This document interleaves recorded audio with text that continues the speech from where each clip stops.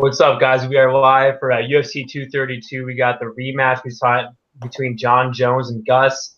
Probably one of the best fights this year. I mean, there's a lot of people, man, are high on Jones, obviously. And there's some people that think that he's a scumbag and all this. We'll get back and we'll talk about that later. But joining me, we got my co-host, Kelton, and the return of Notorious Picks. And before, I introduce you real quick, a little birdie tells me that I beat you in the playoffs last week in fantasy football, man. So how do you like that?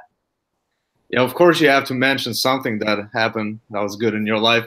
But I mean, luck was on your side. I lost James Conner and Odell Beckham. So what can you do about that? But I'm very excited about coming back on your show. I'm very excited about this card. So yeah, let's talk about that, man. Yeah, I'm just giving you crap, dude. I knew that would have been definitely a way tougher matchup if you would have had them. Kelton, what's up? What's up, man? I'm so excited to talk about this pay-per-view. We are ending the year perfectly, man. This card is just ridiculous, top to bottom. Like, Uriah Hall is in the Fight Pass prelims. Montel Jackson is in the Fight Pass prelims. Curtis Millender is in the Fight Pass prelims. This card is fucking jacked, bro. Let's go. Yeah, man. Let's get right into it, man. So the first fight of the night, we got Brian Kelleher versus Montel Jackson, and I want to start off with Kelton because I believe you have a play in this fight. Yeah, man. This is my first of 4 plays. I really like Montel Jackson here, man. I had to remake that bet after it fell through for the first time, and man, just like this just seems like career trajectories for me. Like, I definitely don't want to call Brian Kelleher a journeyman because he's definitely not a journeyman. He just kind of has that feeling of the guy has definitely plateaued at this point. I haven't really seen any improvements. Like, guy's got a nasty guillotine. He's got good volume on the feet. He's a solid boxer and really is probably like a top 25 bantamweight in my opinion. But man, this guy Montel Jackson, he's coming in here with like a 12-inch reach. Like, he's getting all the comparisons to Jon Jones. Now, I don't know about all that by any means. Like, we have not seen anything from Montel Jackson to say he's going to be as good as Jon Jones.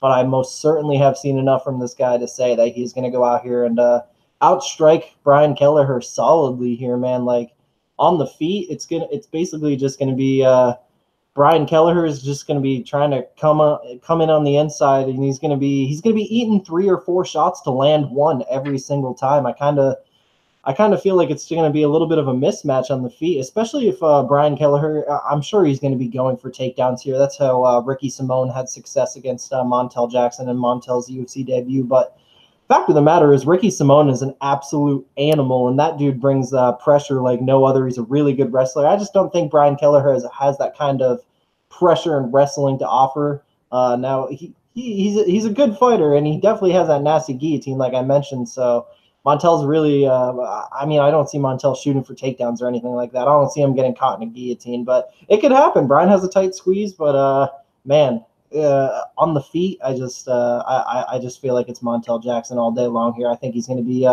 countering Brian, and like I said, landing 3 or 4 shots for every one Brian lands. So and I'm a fan of Brian. I watched him whoop Barrow's ass in person. That was a great fight. So I'll give him the benefit of the doubt here. I'll say he survives, but I got Montel Jackson 30-27 easy decision. What about you, Notorious? Yeah, man. I like Montel Jackson as well. I bet him last time when this fight was announced, and I mean, I was very confident. I really liked the weigh-ins and everything, and then you know what happened. And I feel like obviously Brian Kelleher was sick and everything, and now he hopefully is back to 100%. But even at 100%, I don't think he's gonna be able to beat Montel Jackson. I feel Montel Jackson has a lot of really good tools on the feet. He has really good distance management. He's really good at using his range. And I feel like Kelleher might be hesitant after getting knocked out brutally, by Lineker last time. I feel like he might not be the same fighter, and Lineker taking a beating like that, it changes people, and I feel like Kelleher, he was already kind of, kind of a journeyman, I don't think he had a really high potential per se. He's a decent fighter, he has got good qualities, but I feel like Montel Jackson is just going to be a different kind of fighter, different kind of breed, and I feel like he might be able to stop Kelleher. but I got 2 units on him, and I feel like he's gonna get it done. I don't know if he's gonna stop him necessarily. Kelleher's pretty tough, but if he does, I won't be surprised. Yeah, man. So I'm actually disagreeing with both of you guys, but I'm not betting this fight. I'm not that confident. Obviously, if I was confident, I'd be playing Kelleher. But you know, he had food poisoning the first time. Obviously, it wasn't a weight cut issue. But I mean, I do believe that Jackson has a lot of potential. I mean, people are comparing him to the next John Jones. This guy has a big reach. He's a huge 135er. This guy looks like a featherweight out there. And I definitely can see him picking apart Kelleher. But one thing I like about Kelleher is that he's a dog, man. I mean, this guy has, you know, I still think he has a pretty good chin. I know Lineker smoked him, but I mean, I just think he's going to be in his face. He's not going to give Montel that reach, that distance. And Kelleher has a good cardio, too. He has good pace, man. He has good movement, too. I mean, his movement looked really good against Barao. And yes, it's the ghost Barao. So, but one thing, too, this is a pretty – I'm not going to say it's a big step up. Obviously, just fought Simone, but, I mean, experience, though. I mean, this guy's 7-0. This guy, you know, like just pretty sure his first pro fight was like 2 years ago, something like that. So, obviously, the experience that has to go to Kelleher. And I do think Kelleher is a pretty good fighter. I mean, you could say he's, you know, at the end of his career. He's obviously the older fighter, but there are some good qualities. A very nasty guillotine, obviously. So, I mean, he could go out there and tap him out. But, I mean, I don't know if he's going to go out there and take Jackson down, per se. Jackson could shoot, too. We don't know, man. But I do think Montel's a better striker, so I'm not going to be betting him here. But I do think that Kelleher could win a close decision. Maybe have the more volume and, you know, maybe get a couple takedowns. But he's going to be going forward, man. I know judges favor that. So I'm going to go Kelleher by a split. But, yeah, I'm not confident at all. Don't tell me on that. One more thing I want to add. Why does Brian Kelleher think he's the next Eminem? Yeah, I don't know, man. He puts a lot of those videos out there, and, I mean, they're funny, but, I mean, he's not really a good rapper at all. For every second Brian Kelleher is writing raps, Montel Jackson's training in the gym. True. I mean, yeah, Jackson trains at Pure Vita, I believe, with Alton Cunningham and Zach Otto. I think Kelleher trains with, like, those Long Island guys, I think, with, like, Ryan LaFleur. But anyways, yeah. So I got Kelleher by a split. So next fight, we got my first play. We got Curtis Millender versus Siyar. I can't even pronounce that last name, so I'm just gonna go Siyar. What is it? Badazada or whatever. Badazada. Yeah. So I got my first play. I'm gonna go first. I got Millender. I got 4 units in maximum 45, and I really like this guy. I'm actually 2-0 betting him in the UFC. This fight I actually like, man.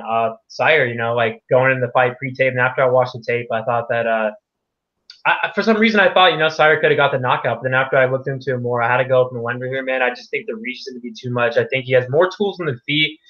This guy has really good knees, man. I mean, really good reach, really good jab, really good kicks. Good chin, too. He does have a little tall man's defense, but like you saw in the Kevin Holland fight, you know, it was a war. Kevin Holland dropped him, and I guess he still won that round. I mean, the guy kind of dominated that fight even with getting dropped. And Siyar just not that active. The guy fights once a year. He's getting older in his career. I mean, yeah, man, he's looked impressive against guys that I believe are not on Millender's level. I mean, Chagas is not that good.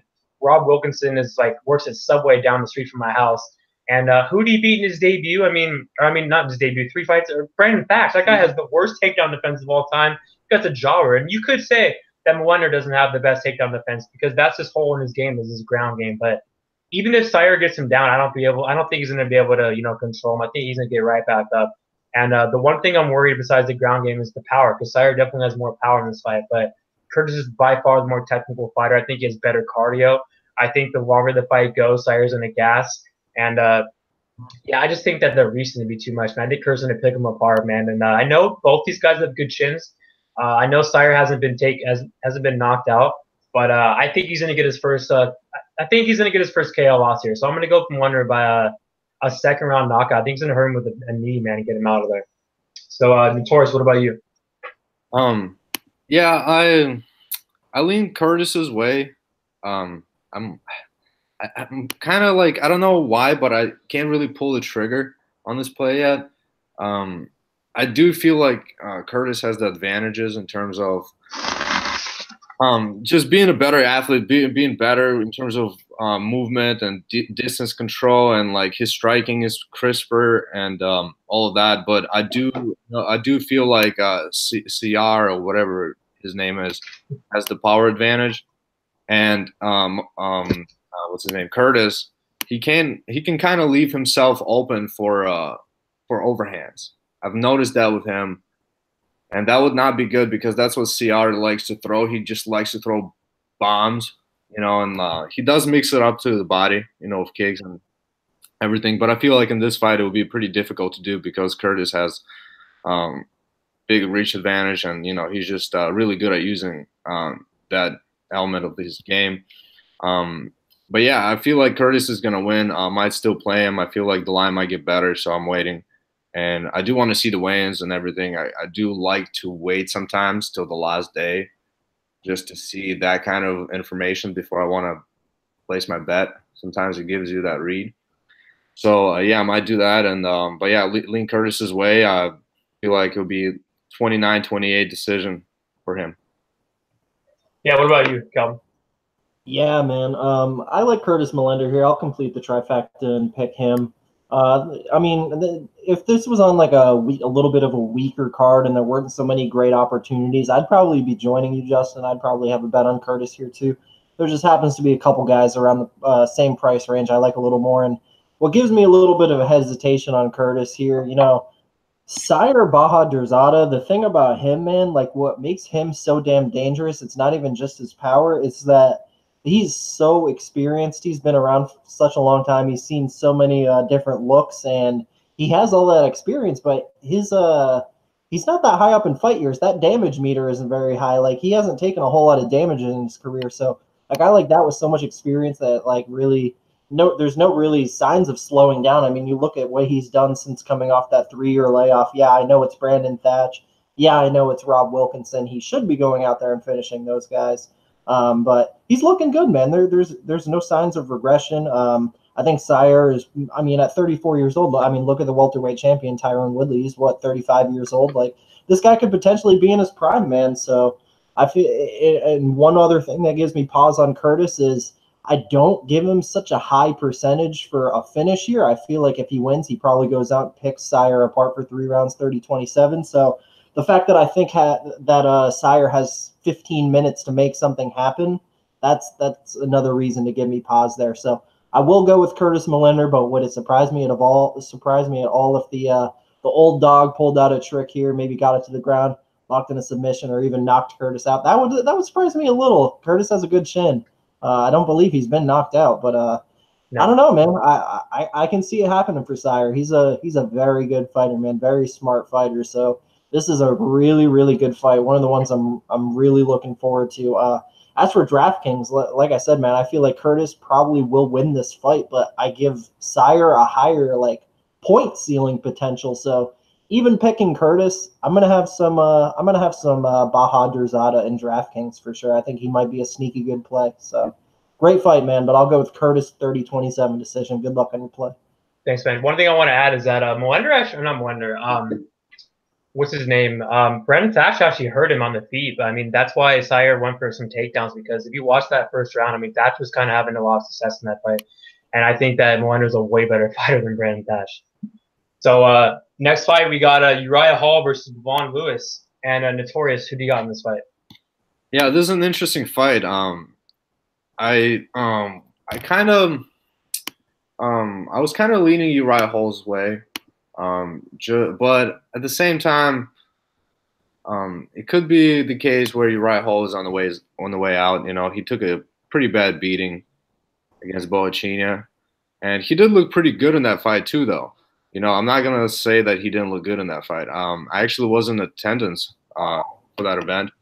It was probably one of the best fights from that night. But Uriah Hall, if he shows up, he might give troubles to Bevon Lewis, who is definitely way less experienced guy. He's a promising, guy, but he's got some really good tools. He's good in the clinch. He's got pretty good elbows and knees and things of that nature. I feel like a distance, Uriah Hall has advantage, and I feel like if Uriah Hall can keep it there, I feel like he could win a decision here, or even potentially TKO Bevon Lewis. I wouldn't be surprised. So I'm gonna pick Uriah Hall in this one. Kelton, who you got? Man, I got the newcomer Bevon Lewis here. Yeah, this is another one with career trajectories, man. I know Uriah Hall. He has the experience. He's been in there with I mean, who hasn't Uriah Hall not been in there with in the middleweight division? He's been in there with Gegard Mousasi twice, Robert Whitaker, Derek Brunson, Paulo Costa. I mean, Uriah Hall's the man. And I mean, how often does he ever put on like a real terrible fight? I think the last terrible fight he really had was that Natal fight back in the day. And you know, if the real head case Uriah Hall shows up and you know, he can't really pull the trigger. I mean, this is Bavon Lewis isn't going to run away with it. But the thing is, Uriah Hall has actually been looking decent. That last fight against Costa, you know, he had his moments. The thing about that matchup was like he had such a big speed advantage over Costa. Costa's like obviously Paulo is like this dude, like huge hulking guy, and he will stalk you down and fuck you up. But are we gonna act like Paulo Costa is a real super fast athletic guy? Like no, he's kind of not. He's just kind of hulked up and stalks you down and fucks you up that way. But like I don't know, that was kind of it's just such a different matchup.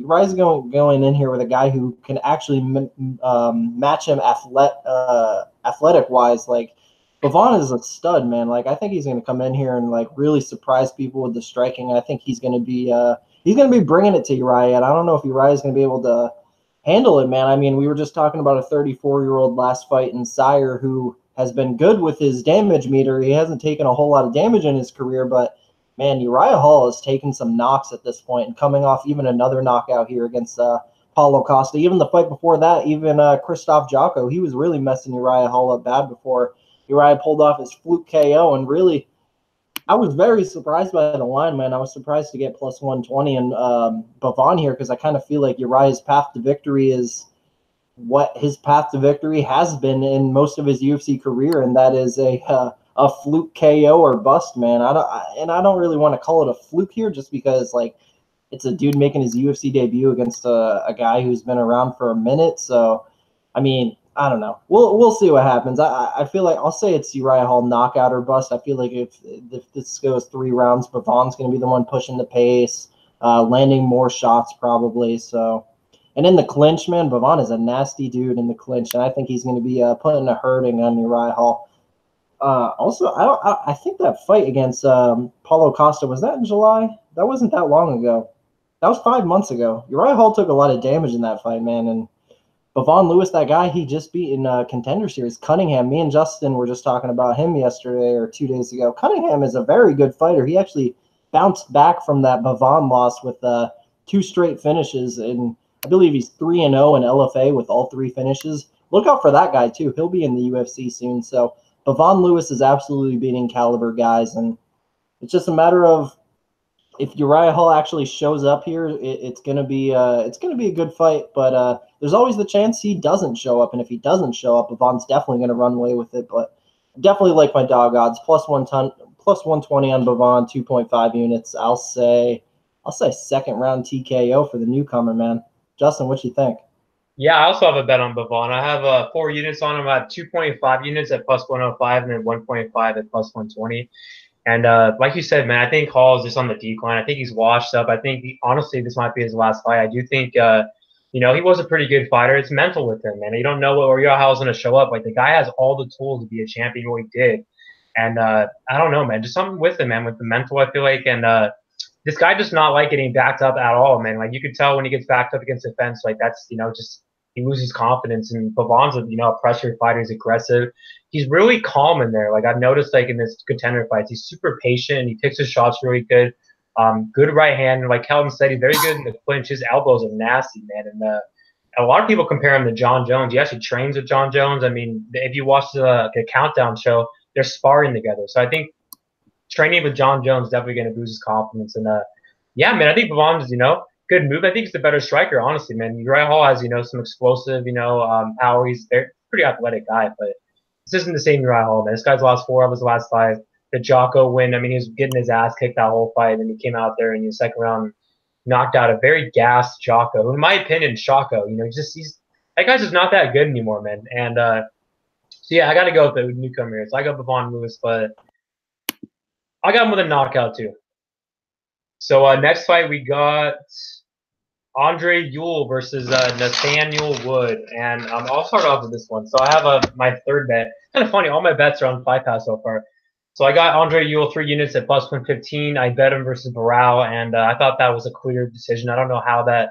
I mean, I do know how it was a split. It was in Brazil, but the first round, Barao got him down, and I mean, in my opinion, I mean, he didn't really even have him in trouble. It's not like he took his back or anything. Like Andre definitely showed that he was calm on the ground. And the second and third round, he went out there and dominated those 2 rounds. This guy's weakness, in my opinion, is his ground game. Like once he fights like a good grappler, I feel like he's gonna have some trouble. Like if he fights Ricky Simone, I feel like that's going to be kind of a hard fight for him. But I think it's a good matchup here. Nathaniel Wood, I'm not saying he's a jobber. I think this guy actually has a lot of potential, but I think this guy gets hit way too much. He gets hurt a lot. You watched that fight with Josh Reed 3 fights ago. I mean, he was getting smoked in that fight against a bum, in my opinion. And then he went out there and knocked him out. But, I mean, he got tagged so much in that fight. And then last fight with Johnny Eduardo, I mean, Eduardo's – he's a veteran, but the dude's been tapped out 10 times. The dude's like 35 years old. And Eduardo was, beating his ass in that first round. He almost knocked out Wood, and Wood went out there and, hurt him. And then he went for a takedown. Wood tapped him out. I don't think Andre Ewell's going to go for a takedown. The guy's a striker. And I like this matchup for him because he fights, like at the outside. He has a very good reach. It's a 7-inch reach in this matchup. I mean, he's going to be picking him apart from the outside. He's not a brawler. Nathaniel Wood's a brawler. Andre's going to keep his distance and, just tag him, I think, from the outside. Very good left hand, very good movement. And I think he's going to hurt Nathaniel Wood in this fight. And Wood's due for his first KO loss. Or actually second. I think the first one was like an elbow injury a couple fights ago. But, yeah, so I got Nathaniel Wood getting knocked out here, man, in the second round. And I just think Andre Wood's a better striker, more technical, and he doesn't use his reach. If he gets taken down, I will be nervous because I do think Wood probably has a grappling advantage. But Wood's not a grappler, man. The guy's a brawler. So I don't think he's going to go out. We haven't really seen Nathaniel Wood go for his wrestling. The guy, he tapped out Eduardo because Eduardo went for a takedown. Andre Ewell's not going for a takedown. So I got Andre Ewell with a second round knockout here. Kelton, what about you? Man, for me personally, this is the toughest fight on the card for me to call. I really don't know which way to lean here. I think both guys do have significant advantages. I think Andre Ewell, he's a very sharp striker, man. He's got potential for sure, but the thing is, Nathaniel Wood's got him beat on the mat here quite a bit. But the thing is Nathaniel Wood really even going to take it there? Can we actually trust Nathaniel Wood to follow that kind of game plan? I mean, most of his fights, he's kind of going out there being a wild man, taking punches to land punches, and that kind of strategy, it really could work against Andre Ewell. He really could come in here and brawl with him and win that way, but there's absolutely the chance that Andre Ewell puts on a great 15-minute striking performance, keeps the range, jabs him up, kicks his legs, takes the power from out of him, and I don't know, man. There's a lot of ways this fight could go. I think I'm only gonna honestly, it really is a coin flip for me, man, and you definitely could win your bet. The only reason I'm gonna go with Nathaniel Wood in this ever so close fight is just because I feel like he has a better chance to finish the fight, if you know what I mean. On the mat, I feel like he could lock up a submission here. So for DraftKings purposes, I'll go with Nathaniel Wood only for that reason. But it is a very, very close fight and a really good fight, man. Just to show how good this damn card is, these two prospects right here are no slouches whatsoever. So I'm looking forward to it. What do you think, Notorious? Yeah, man, I kind of agree with you in terms of being a coin flip of a fight. I keep going back and forth on my pick. I really liked Andre Ewell's debut in terms of the second and third round, the way he came back and adjusted. But that first round and the way he got taken down and just got controlled and almost got submitted. I mean, he survived, but against Barral, obviously. But yeah, it definitely showed holes in his game. But I don't know if Nathaniel Wood is the guy that's gonna do that same type of game plan. I think he's gonna just bang it out, and I think that's kind of suits Ewell's game. I think Ewell is kind of a more technical striker to me in terms of his defense. I think his defense is better than Nathaniel Wood. But at the same time, if it becomes a brawl, then I don't know. I think Nathaniel Wood could knock him out. So that's the problem I see in this fight, picking the winner. And honestly, I might bet a prop. I might bet fight not go to the distance, if I feel like it. But we shall see. At this point, I haven't really bet this fight, but I do kind of have this feeling like Nathaniel Wood is going to come through adversity and knock him out. And I'm just going to go with my gut, and I'm going to pick Nathaniel Wood by third round TKO. All right, so next fight we got the return of BJ Penn versus Ryan Hall and Notorious. Who do you got in this fight? Ah, man, that's such a sad fight. I wish we didn't have to talk about this fight, you know? Me either. Not just because BJ Penn is back, but because of Ryan Hall too, man. I fucking don't like that guy at all. I'm sorry. I mean, I do jiu-jitsu, you know, and I do love jiu-jitsu, but I don't love seeing fighters like Ryan Hall and that just don't want to engage at all and just trying to take it to the ground at all costs. You know, so that's just my personal take. So I don't really like the guy, but I feel like he is definitely, you know, rightfully a favorite. But, you know, I feel like BJ Penn, you know, maybe, you know, the odds are kind of off, you know, but at the same time, you know, I don't really know what's going on with BJ right now. I think he's kind of a really fading, you know, line. And I feel like Ryan Hall might be able to, you know, just win this boring decision, or he might just, you know, finish him, which would be even more sad. But yeah, I mean, I'm probably going to have to go with Ryan Hall winning this by some sort of finish, you know, in the second or third round. John, what about you?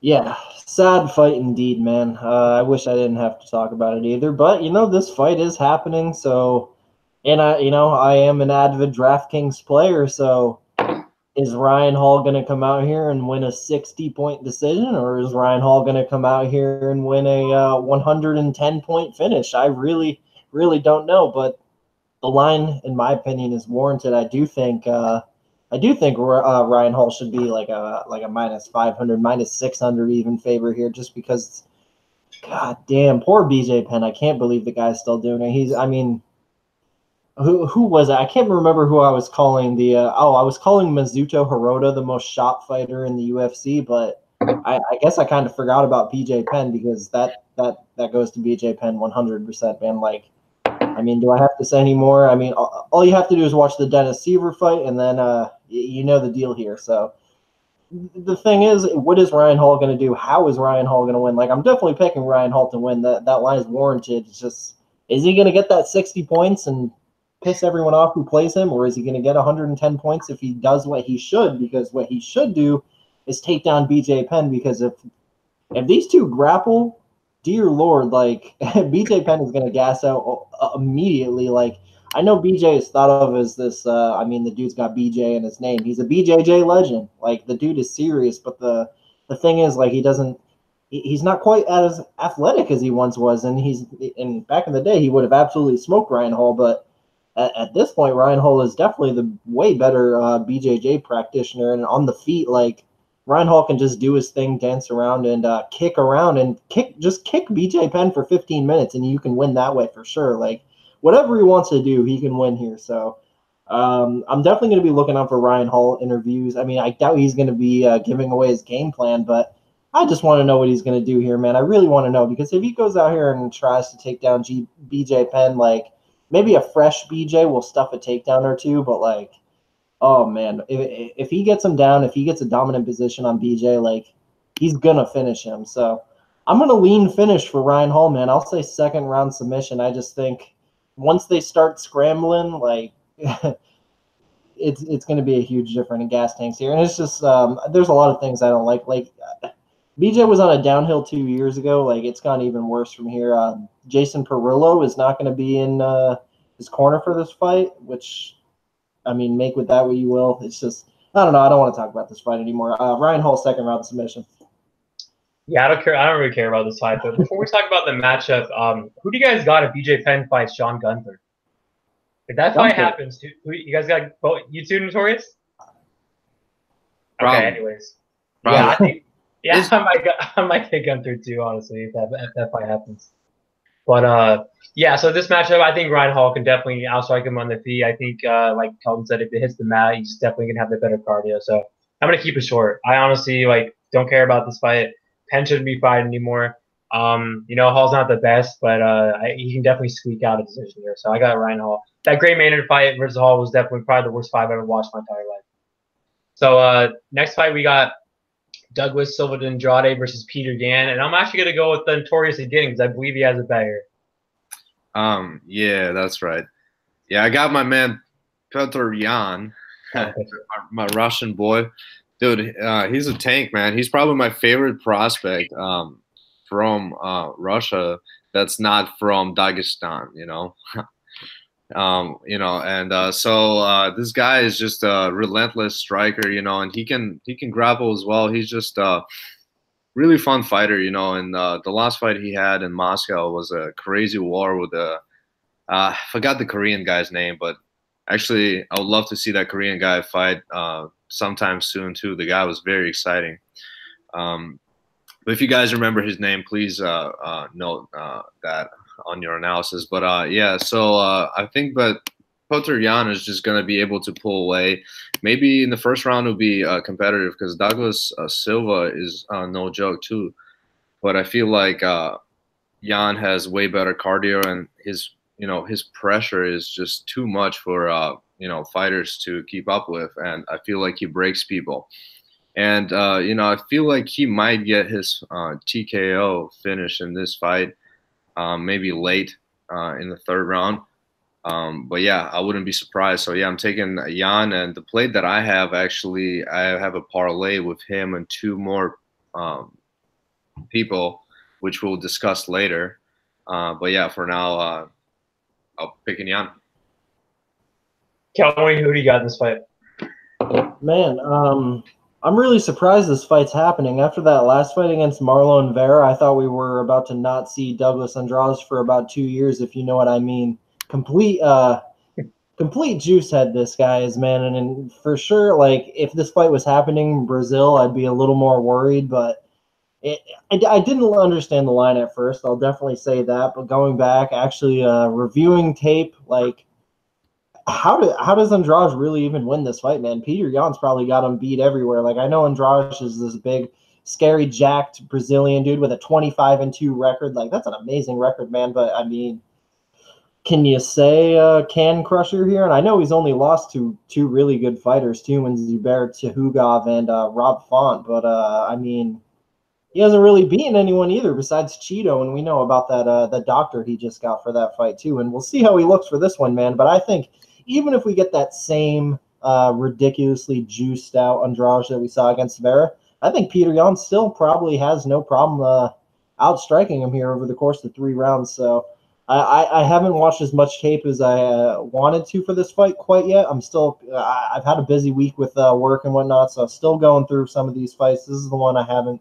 quite gotten through yet, but yeah, I'm glad Notorious shouted out that guy that Peter Yan fought in his last fight. It is Jin Su's son. That guy has a bright future. He's a pretty good fighter. And even looking back at some of these guys Yan has fought on the regional scene, like Peter Yan has been fighting elite competition for a long time now, so I don't see him having any problem here, and I think the line is warranted against Andrade. I'm just trying to figure out, just like the last fight, I don't know. Is Peter Yan going to come out here and win a 70-point decision, or is he going to get a knockout here? And I just don't know, man. I'm really honing in on DraftKings this week because I'm after that 50K, but we'll see what happens. I got Peter Yan comfortably, though. I say he wins a 30-27 decision.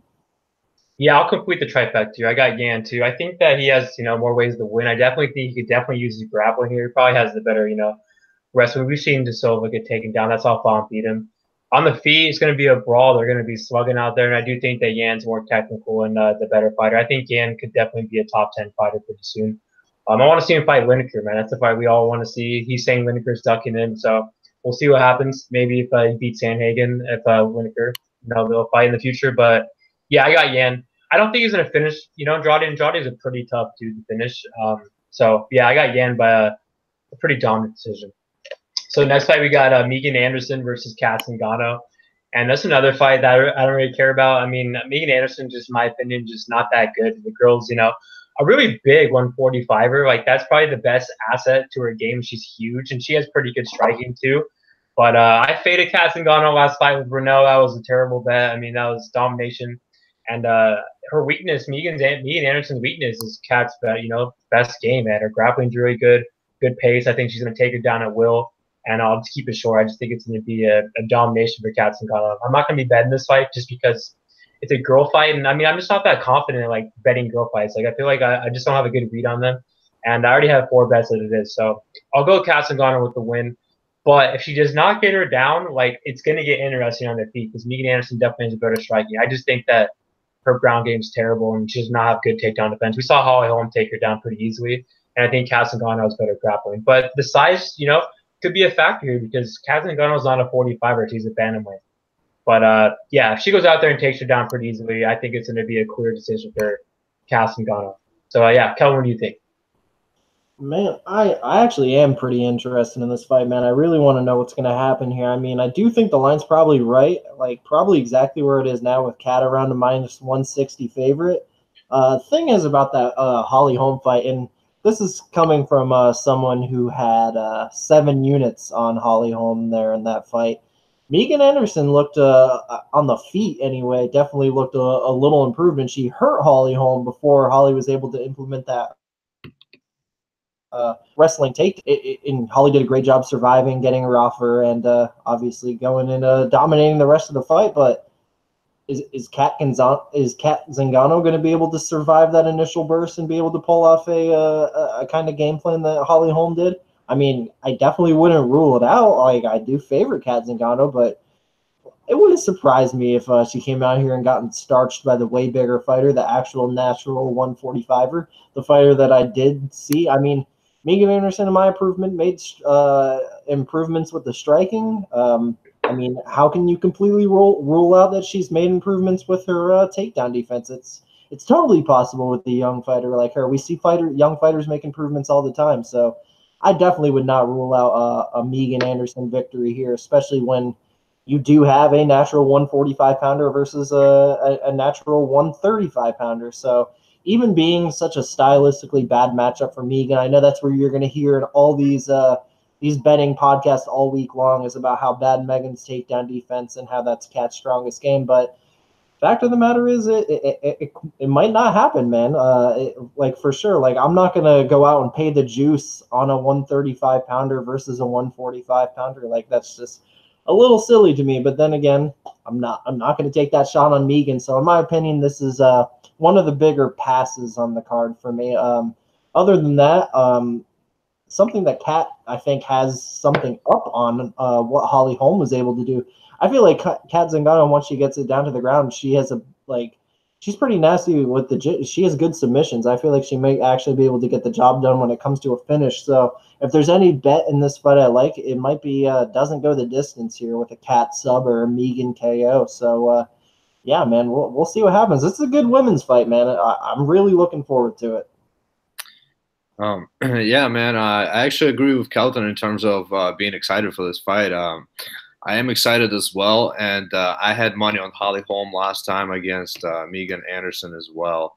But this is a way different matchup, obviously, and I feel like Kat is kind of sloppy on the feet with her defense for sure, and I feel like Megan could hurt her, and that's what preventing me from playing Kat because I do feel like she is way better on the ground than Megan is, and she can get it there as well.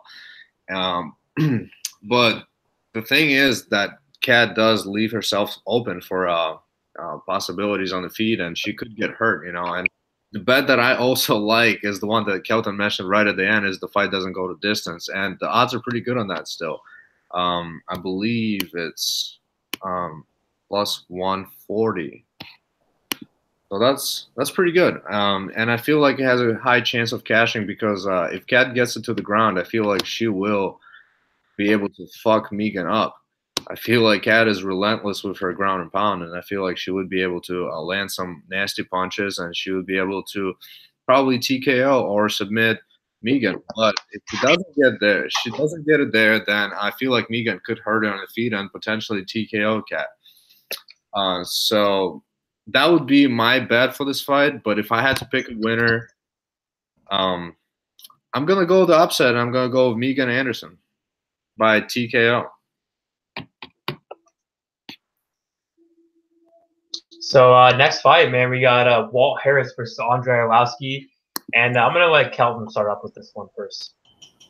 Yeah, this is a good heavyweight fight here, man. Pre-tape, I've gone back and forth on this a few times, but pre-tape, I definitely like Walt. I just figured, gigantic guy, huge knockout power. He probably goes in there and touches that chin of Arlovski. But I mean, going and watching their fights, Andre Arlovski is clearly the better mixed martial arts fighter here, and I do not want to pay the juice on a guy who would, my opinion, is the much less superior mixed martial arts fighter. I mean, it really probably is KO or bust here for Walt Harris. If he doesn't go out there and get that first round knockout, he's probably looking at I mean, this is for you live bettors out there. If Walt Harris doesn't go out there and get that first round knockout and he's punching the air, missing, and starting to breathe a little heavy, don't be surprised if my boy Andre Arlovski lands some takedowns, or if he circles around and jabs Walt Harris up, kicks his legs. I mean, we saw Walt Harris's takedown defense. I mean, I know it's for doom and everything, but like,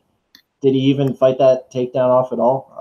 It looked pretty bad, man. Walt Harris has had some embarrassing performances, to say the least. But hey, I mean, all the potential is there. I mean, he's still a young man in this old man's division, so I mean, you can never count out some improvements in Walt Harris's game. But when it comes to actual technique, Andre Arlovski will box this guy up if he is able to keep his chin out of the way. So it's a good fight, man. But I mean, Andre's a streaky fighter, man. When he's on a losing streak, he tends to lose a lot. So I guess I will ever so slightly go with the bigger, stronger, less mileage guy in Walt Harris here to get I'll say a first round knockout on Andre Arlovski, but don't be surprised at all if Walt Harris gasses out and Andre is able to pick up kind of a sloppy 29-28 heavyweight decision there.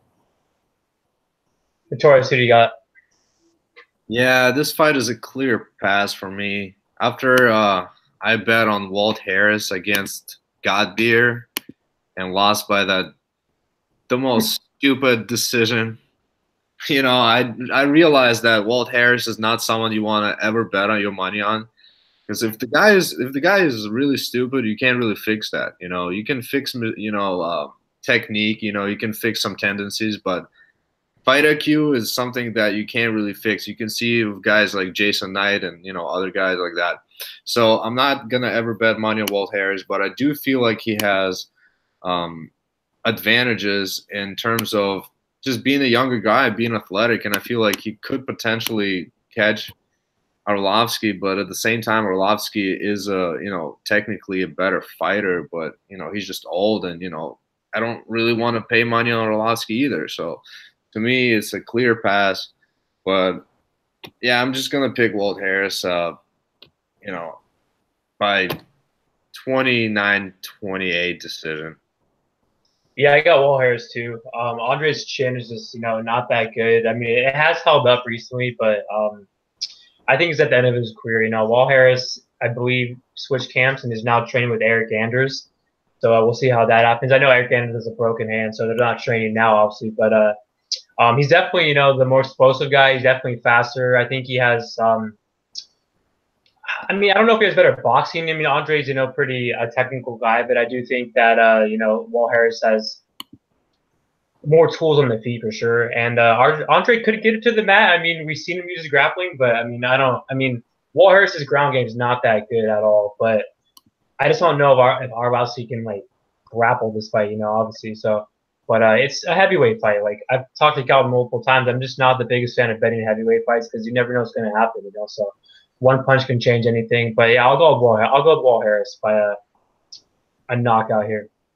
So next fight, we got the main card. We got Chad Mendes versus Alex Volkanovski. And I did not think I was going to bet this fight, going in pre-tape and then after washing tape. I'm going to have to go with the dog here. It's my last play. I got Volkanovski at plus 135. And I actually faded Mendes last fight with Miles Jury. And I mean, that was just, a different matchup. Miles Jury is not Volkanovski. Miles Jury just, was too much on the back step and just didn't really do anything in that fight and got caught. Volkanovski's going to, be in his face the whole fight. And I like this guy's pace. This guy's very good cardio, and Mendes gasses men a lot, in most of his fights. Obviously didn't gas last fight because he knocked out Jury, but he's still at the end of his career, in my opinion, man. I just don't think Mendes, His chin is just not that good in my opinion. And Volkanovski's been knocked out before, but I mean that was at welterweight like a long time ago.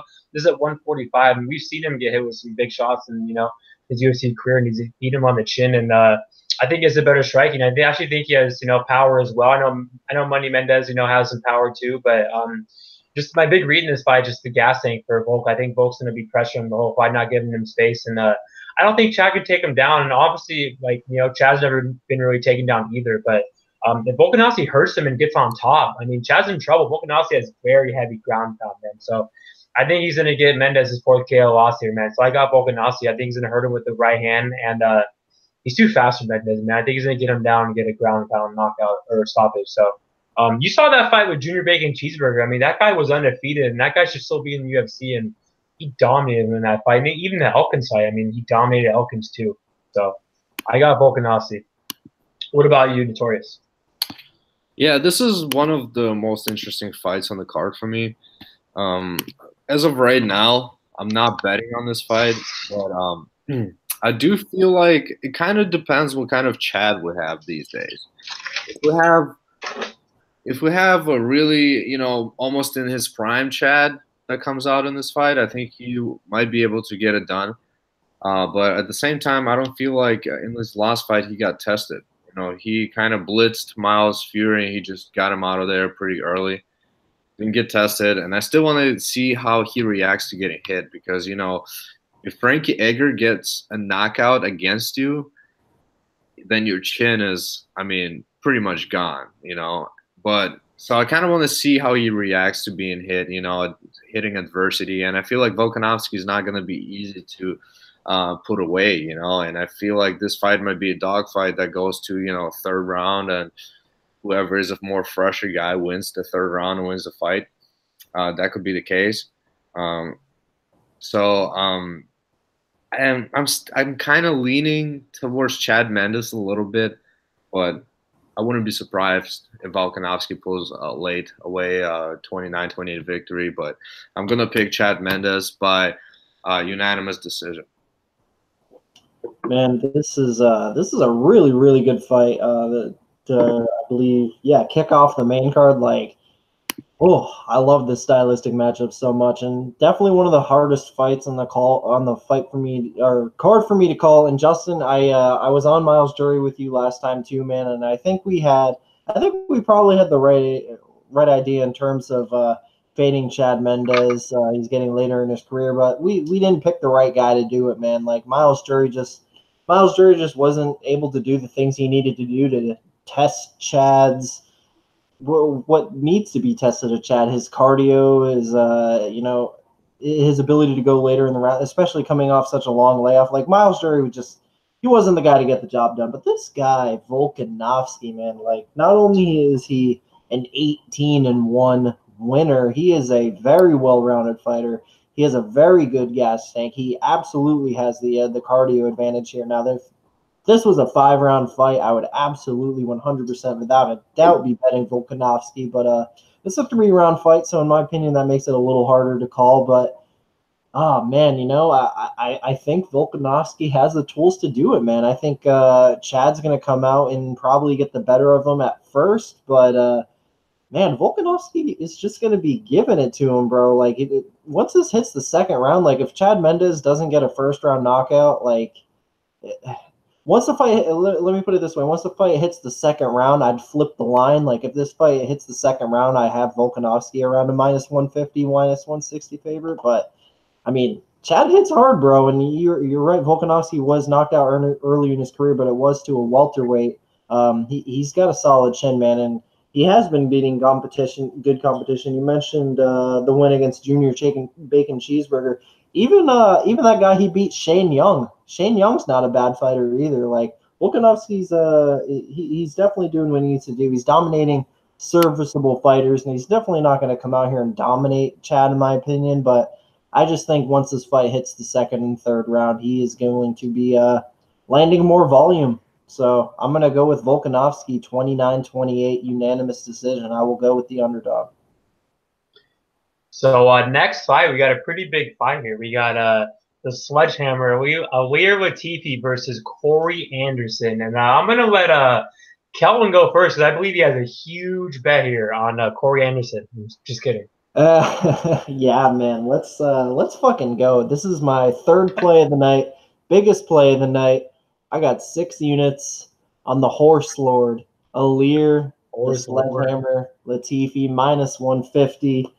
God, could there? I mean, besides the John Jones and the DCs of the world, could there be any worse matchup for Corey Anderson? You got a guy who has stuffed every takedown attempt on him in the UFC. I mean, this guy Alir is no slouch of a wrestler himself. I mean, first of all, look at the guy. Second of all, like this guy has been grappling basically his whole life. I believe his brother is like Olympic caliber. Even Alir, he's gone and won European, I think like the 80cc championships, like way back in the day. Like Alir Latifi is a very, very serious, like in my opinion, black belt level grappler. I mean, I just saw him choke a top 10 guy unconscious in person only a few months ago. Alir Latifi not only has a extremely tight squeeze, he's technical, man. Like he's extremely well rounded.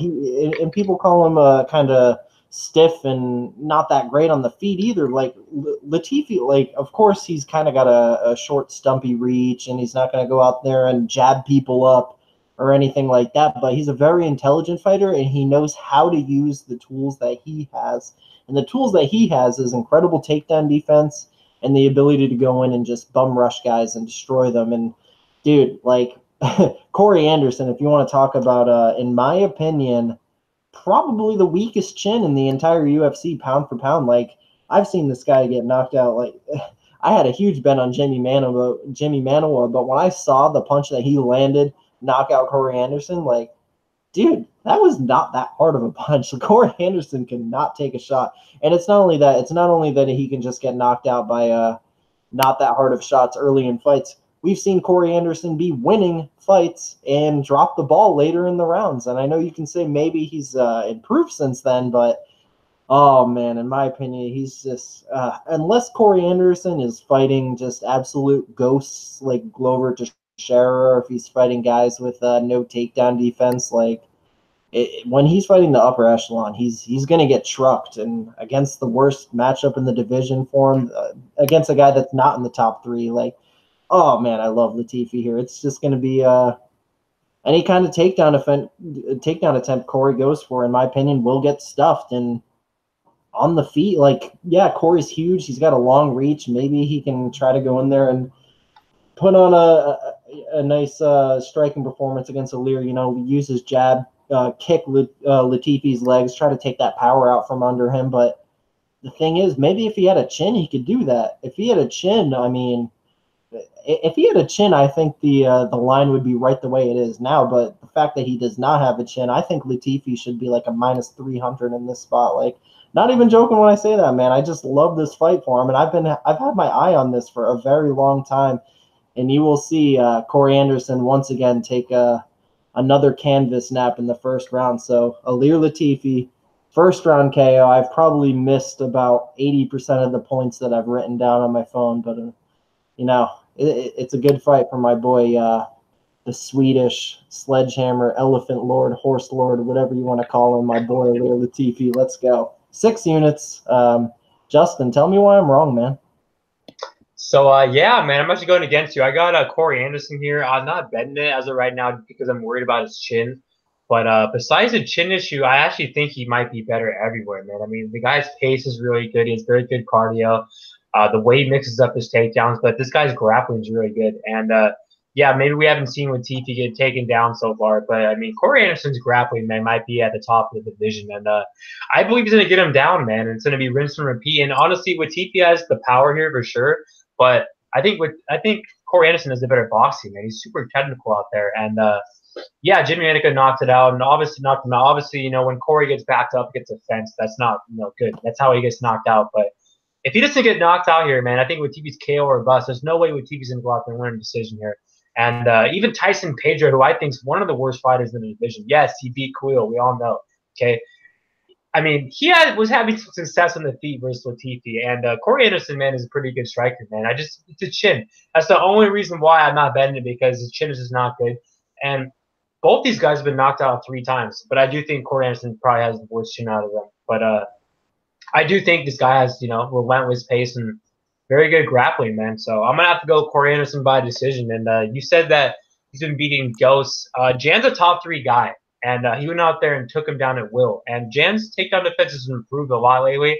If they fight again soon, obviously it could be a different matchup, but Jan's a beast, bro. Jan's a top 3 dude, and Corey Anderson won a decision against him. So I think Corey Anderson's a good fighter, man, minus the chin. If, like, me and Notorious were talking about it, in the chat before we went live, if he had a chin, dude, this guy would be like a top 2 dude, probably. I mean, this dude would definitely be a title contender against Jon Jones, man. But it's just that chin. But even, I mean, if he beats Latifi here, he's going to be up there. But if he doesn't get knocked out here, he's going to win, in my opinion. So I got Corey Anderson by decision. One quick thing for the record, I offered Justin a $50 bet saying that Corey Anderson would not land a single takedown, and Justin did not take that bet.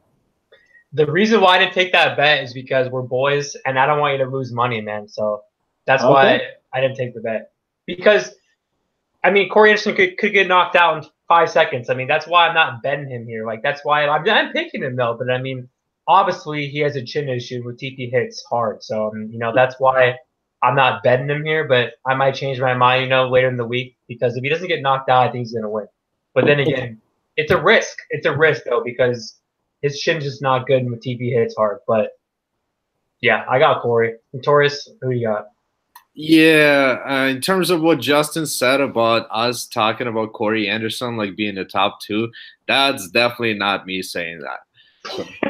I thought you said that. What? Maybe top 3. No.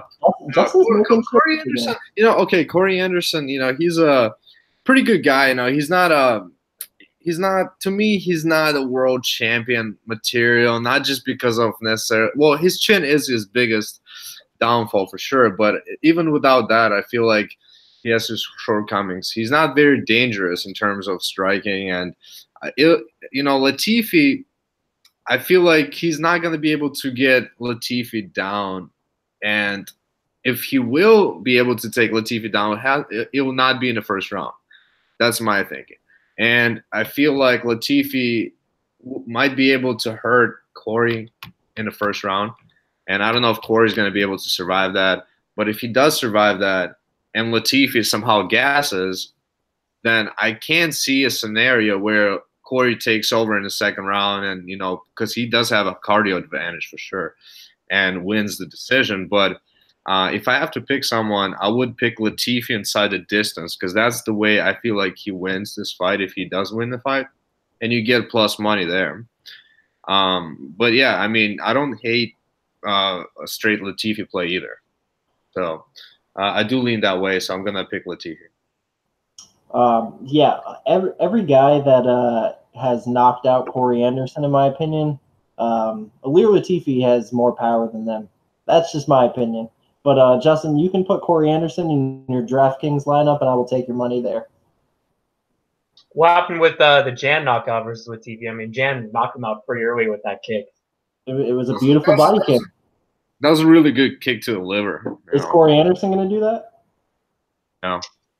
I mean, I don't know if Corey's going to go out there and knock him out, but I wouldn't be surprised if he hurt him on the feet because, I mean, we hear Glover on the feet. Obviously, Glover's on, the decline. But Latifi's a little chinny too, man. He doesn't like to get hit. Like, I do think Corey has the worst chin, but I still think he has the better striking. Like, this guy's more technical than Latifi. Latifi has more power. That's it.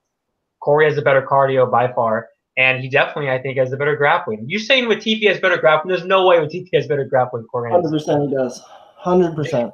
Does he take Corey Anderson down? He can if he wants to, but why does he need to when he's fighting the worst chin in the division? Okay, I think that $50 bet is back on. We're going to make it because I do think Corey's going to get him down at least once. Oh, I love it. Let's do it.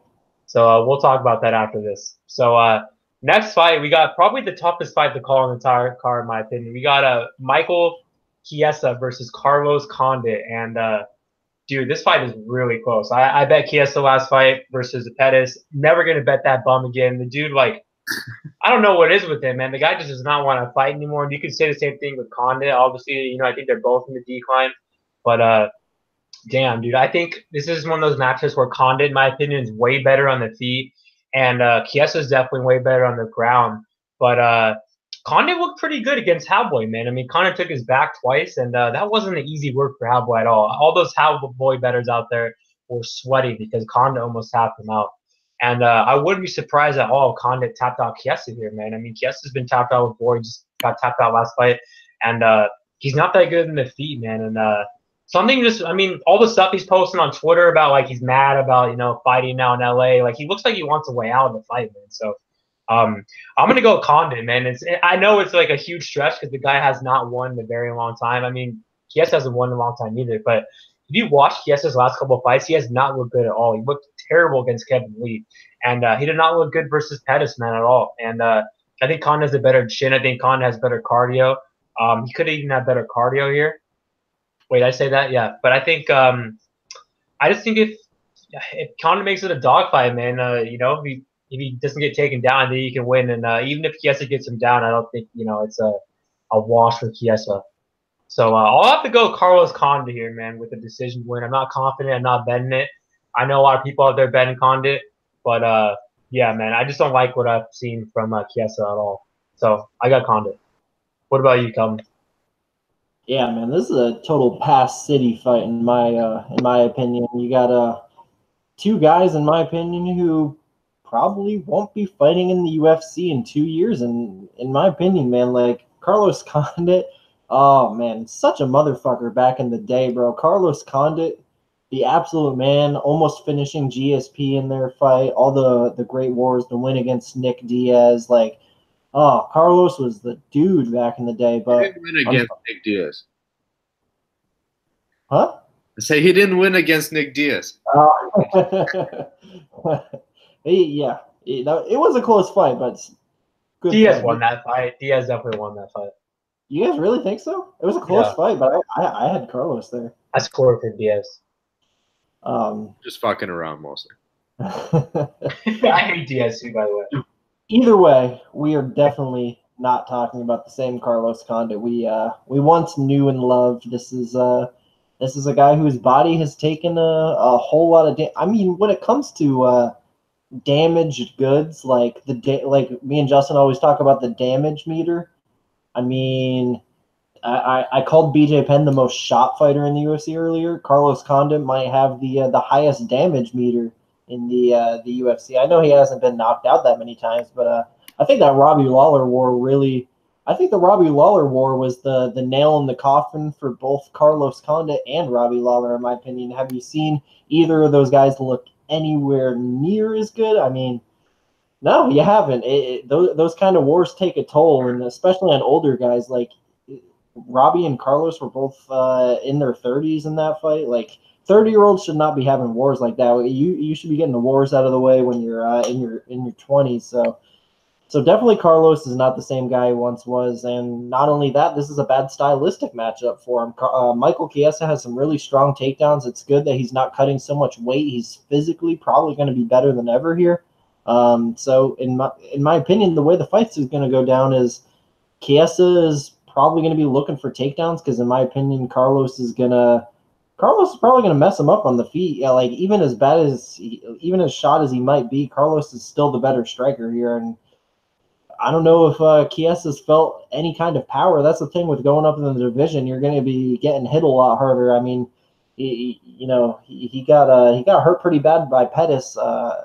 Carlos Condit, even in these days, hits a lot harder than Anthony Pettis. So I feel like Chiesa needs to get this fight to the mat, but he probably will be able to get the job done just based on and not only that, we were talking about Prime Condit. Prime Condit had no takedown defense, so what's going to happen here, man? So I think Chiesa probably gets takedowns. If Carlos is able to actually have some fight in him, keep it on the feet, or show him some kind of adversity on the mat. Like if Carlos reverses and gets on top at one point, I think he probably could pound Chiesa out, but my brain's telling me Chiesa probably gets this done in a very non-exciting way. I mean, who knows? Maybe he takes the back and subs Condit, but I don't know. Weird fight. I still have to think about it a little bit more, but Chiesa's probably the rightful favorite. So I'll say Chiesa, boring 30-27 decision, unfortunately. Yeah, so I really hope that we get to see Carlos Condit show some sort of fight in him. Because if he does, I would love for him to fucking beat the shit out of Michael Chiesa. God damn, do I not like Michael Chiesa. But yeah, man, I feel like Carlos Condit, the problem is that he just doesn't have the will to win those fights where he has adversity. And the way that he fights, he allows adversity to happen all the time because he allows bad positions. And I feel like Chiesa will probably be able to get clinch and take him down and, impose his will. And I don't know if Carlos Condit is going to have enough fight in him to fight it off, because if we get even somewhat of a natural born killer in this fight, then I feel like he should be able to fuck Chiesa up. He's a better fighter, but I don't know if he is in 2018 anymore. So that's the problem. So I feel like Chiesa will probably win a decision here, or even might choke Condit out. So I'll go with Chiesa, but I hope that I'm wrong and he gets knocked the fuck out. I hope that happens too. So next fight, we got the co-main event. We got Amanda Nunes versus Cyborg. And Kelton, who do you got here? Sorry, what fight? Oh co-main? God. Yeah, Cyborg versus Amanda Nunes. Pay attention. I was reading the chat, my bad. Cyborg versus Amanda Nunes. Holy shit, bro. I mean, best women's MMA fight of all time? In my opinion, it is. Like, this is a really good fight, bro. Like, I think Amanda Nunes is actually going to be able to show Cyborg a lot of things that Cyborg has not seen in the octagon before. One of those things being like really, really big power, and one of those things being like really, really legit jiu-jitsu. Amanda Nunes is no slouch, and seeing that kind of name, obviously she's no slouch. She's the fucking champion of the longest running women's division in the UFC. Thing is, she's probably just a little too small here, and she's probably going to get bullied around a little bit.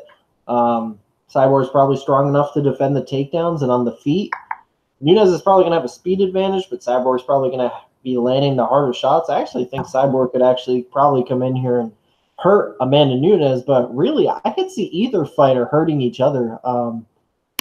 This is a really good fight. There's a lot of ways this fight can go, and with there being so many ways for this fight to go, I tend to think that the value is probably on the bantamweight champion here, Amanda Nunes. I'd rather have my money on her at the current odds, but I mean, sometimes when these elite fighters in bigger divisions fight elite fighters in smaller divisions, it doesn't matter who the more skilled fighter is. I mean, look at Rob Font and Sergio Pettis. Those fighters are probably around equally skilled, in my opinion. It was just a matter of Rob Font was so much bigger and was able to pretty much bully Sergio, and that could be the case here. Amanda might just be as, if not more talented than Cyborg. Just size plays a big role, my man. So I'll say Cyborg by, I'll say 4th round TKO. I think Amanda, maybe her. I think Cyborg might be able to bring out Amanda's old cardio problems, just because Amanda's, I don't want to say front running, but I mean, Amanda definitely hasn't had to overcome the kind of adversity she has early in her career against the Zingano fight where she kind of gassed there. I think Cyborg might be able to make Amanda work enough to the point where maybe those old cardio problems come out again and Cyborg gets a late finish. So I'll say Cyborg 4th round TKO, but I don't hate playing either of these ladies in DraftKings. Notorious, who do you got? Yeah, so I got Cyborg here. I feel like Amanda Nunes is probably the most exciting fight that we can have for Cyborg right now, but I still feel like it's not gonna be enough to beat Cyborg. I just feel like the size is, it's just too big of a size difference, really. I mean, Amanda Nunes is not a small girl by any means, but Cyborg, she does cut from like 180 or more to make those weights. So it's like, it's pretty insane that she even makes 145, and they even tried, they wanted her to make 135, those fucking bastards. But I mean, like, obviously 145 is like the weight class that I don't feel like any girl can really compete against Cyborg in that weight class. So I feel like she's just gonna be able to either stop Amanda maybe towards the 4th round or so, or decision her. And I just feel like Amanda Nunes will be outmatched. And the one area where Cyborg kind of showed weakness is clinch. I've noticed that against Yana Kunitskaya, she had a pretty good success in the clinch, and also Holly Holm as well. But besides that, she's just too big and too strong and too powerful for these girls, and I just feel like she's going to be able to bully Amanda Nunes. Might not be as bad as other girls, but I still feel like she's going to win. And she is in my parlay with Jan. So it's 2 units, Jan Cyborg, and I guess I can reveal the last one. It's going to be John Jones. So, yeah, that's the parlay. So, yeah, man, I got Cyborg as well. I do think that Nunes is definitely, could definitely make this a fight, though, man, until the last Cyborg's cardio is really good too. I mean, a lot of people think that her cardio sucks, but because she's a big girl. But I like everything about Cyborg, man. The girl's definitely probably the best girl of all time, and she hits like a dude. She looked really good lately, and she's huge, man. Amanda's definitely be the smaller girl, and Amanda has, obviously she's the champion. She's definitely has some really good striking, man. Good ground game, but I just think Cyborg is gonna, like Kelton said, just finish her in the later rounds, and I think Nunes is going to want a way out. So I'll go with Cyborg with the late knockout here. So last fight, man, we got the main event. We got, in my opinion, I'm sure both of you guys agree with me, we got the GOAT, Jon Jones, versus Alexander Gus and Notorious. Who do you got? You know who I got. But yeah, I mean, I got Jon Jones, and I mean, I feel like I'll keep betting Jon Jones until someone proves me wrong. And I haven't seen a fighter that will prove me wrong yet that Jon Jones is facing. So I feel like Gustafsson, I mean, people say that, oh, yeah, the ring rust for Jones and everything like that. But, I mean, how many times does Gustafsson fights in, like, the last 3 or 4 years? How many times did he fight? And is he really better than he was when he fought Jon Jones the first time? That's another question that I have. And I don't know if he is. And I know that Jon Jones is probably top 3 fight IQ of any fighter, if not top 1, honestly. The guy can figure out any sort of fighter when he's facing him. And that's incredible. I mean, that's why he is who he is. And people can say whatever they want to say about him juicing and all that. And he probably is. He probably is, And I feel like a lot of athletes do that anyway. He is a knucklehead that gets caught. I mean, but whatever. I mean, we're not really here to discuss that kind of deal. But I feel like his skill set is just so incredible and on a different, completely level to all these guys that even without the juice, he would still be the greatest. And that's what people said about Armstrong too, the cyclist and all that. They said the same thing about him. They just said his mindset and everything just separated him. And I feel like Jon Jones is the same way, and he's a freak athlete. I mean, he's got Chandler Jones, who is like one of the best DNs in NFL, so that's his brother. So, I mean, the freak genetics. And the guy is incredibly smart, and I feel like this time around, he's not going to fuck around. He's going to finish Gustafsson. And I actually have a small play on Jones by submission. I have a unit at plus 410. I feel like that has a pretty good chance of cashing. I feel like Gustafsson will face adversity with Jon Jones, and I feel like Jon Jones will try to finish him and make a statement. And he might not knock him out, and he might finish him with some sort of submission because Jon Jones is incredible. So let's go Jones. I have probably like 25 units on him with all the parlays I have with him. So, yeah, let's go GOAT. Kelleher, you got? I'm absolutely with you, Notorious. I have a 5-unit play on Jon Jones at minus 250 to win 2 units. There's a lot going for him in this fight, man. I think any kind of arguments you can throw out against John Jones here, like, oh, he's coming off a layoff, oh, he hasn't fought that much in the past few years, you can use those arguments for Gus, too. He's also coming off a layoff, hasn't fought that many times this year, and in my opinion, I think Gus, I think Notorious kind of hit it a little bit. I think Gus kind of has really plateaued, like, since the John Jones fight, the first John Jones fight. Like, sure, he's going out there and still ripping through some dudes, pulling out great performances and showing different. I guess if you want to say anywhere he's improved is maybe like the wrestling, but even then he landed a takedown against John Jones. Like, he's always had that wrestling, so.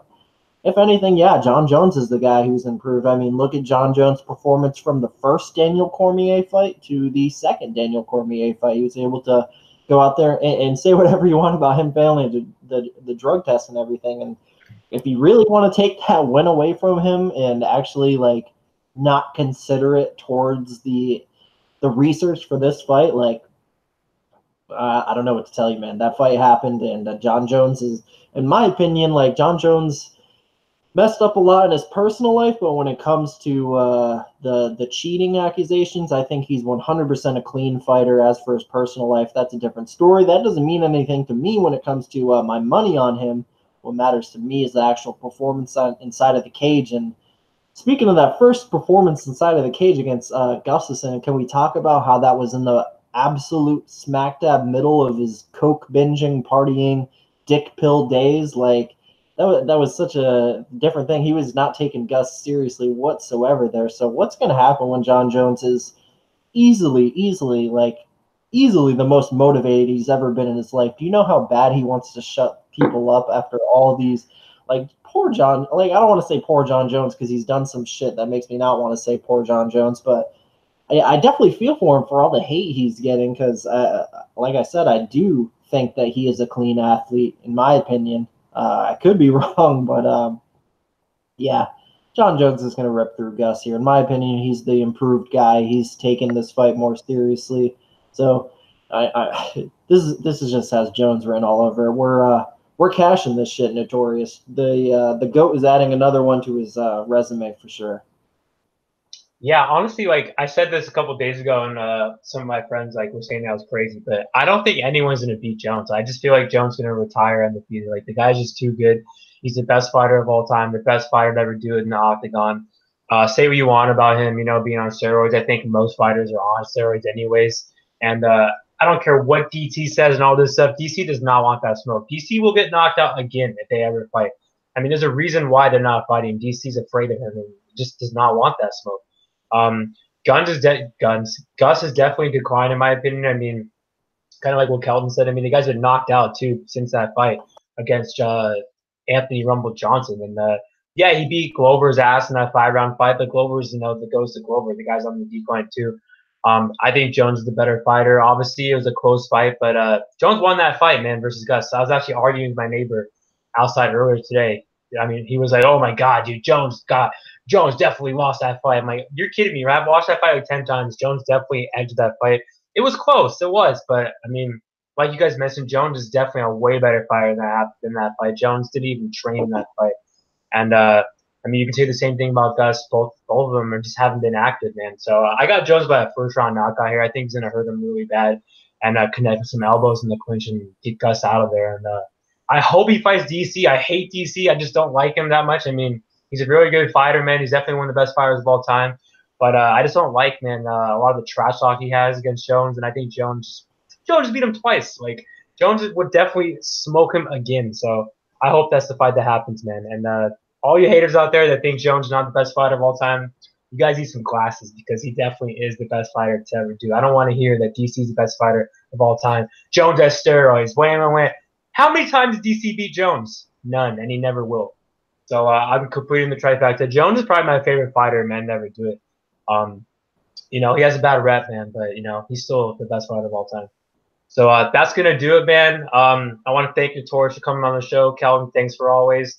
And follow these guys on Twitter, man. Follow the Notorious on Twitter. He's definitely one of the best cappers out there. And, I like the guy a lot. We talk a lot of crap with each other, but we're just joking. And, Kelton's, good gonna have another winning event. I think. The Latifi. I don't know, man. I know we've been talking. Some beef. Back and forth, but I think you'll cast the other place. But yeah, man. So Notorious, tell everybody how we'll find you, or I mean, how we'll find you. Where we're gonna find you on Twitter. At Notorious Pics. I think there's is there an underscore or something? Fuck, I don't know, man. Something like that. Yeah, so you can find me, and yeah, I mean, you don't have to ever tail me or anything like that because I make some crazy plays. But yeah, I'm kind of cool. So yeah, you could follow me and whatever, and let's fucking cash, boys. And I'm fucking stoked for Jon Jones, man, and he's one of my favorite fighters as well. So I don't really care what people say about him. Sure, he's making mistakes, but he's one of the greatest. So enjoy his legacy while it lasts. And I feel like he's going to add to another chapter to his, obviously, one of the most controversial legacies, but he is the best. So tune in. What's up, Kelton? What about you? Yeah, man. So just going to read through my 4 plays one time. Looking to keep this going after last week's. Last week I won 6 units, so I'm trying to, at the very least, match that, finish the year strong. I have my biggest play, 6 units. The Horse Lord, Latifi, minus 150. 5 units, Jon Jones, minus 250. 4 units, Montel Jackson, minus 125. And 2.5 units on the underdog, Bavon Lewis, plus 120. You can follow me on Twitter at MMA Kelton. You can go check me out on YouTube. MMA Kelton, me and Justin recap almost every single UFC card over there, talk MMA news, all that kind of fun stuff. And yeah, man, let's end this year with a bang. Notorious, thanks for coming on, man. It's fun talking to you as well. Yeah, man, it was a blast. Thanks for having me, guys. Looking forward to watching the fights. Yeah, man. One thing I want to add real quick before we go is I want to change things up real quick. So Notorious, and then I'll ask Kelton, what big favorite do you think is going to lose? I gotta go first. Okay, let me look. Well, I feel like there is a chance, I mean, you might call me crazy, that BJ Penn somehow wins a fight in 2018, and I'm going to go with him, but pretty unlikely, but I'm going to say him. Kel, what about you? There's not a lot of big favorites on this card. If you want to consider a big favorite, like minus 250 or more, you got Ryan Hall, Peter Yan, Cyborg, and Jon Jones. That's all. That's only 4. So I mean, I guess out of those 4, I would give Amanda Nunes the best chance. Yeah, I'd probably choose Chiesa. I know he's minus 175, and I mean, I don't know. I just want to spice things up, do something different. But yeah, you're right. There's not a lot of big favorites in this card. But yeah, man, I can't wait for this card. And we have a 3-week break, so it's going to suck. But we'll be able to survive. So thanks, guys. Let us know in the comments below what you guys have in the main event, and peace out. Peace. Thanks, guys.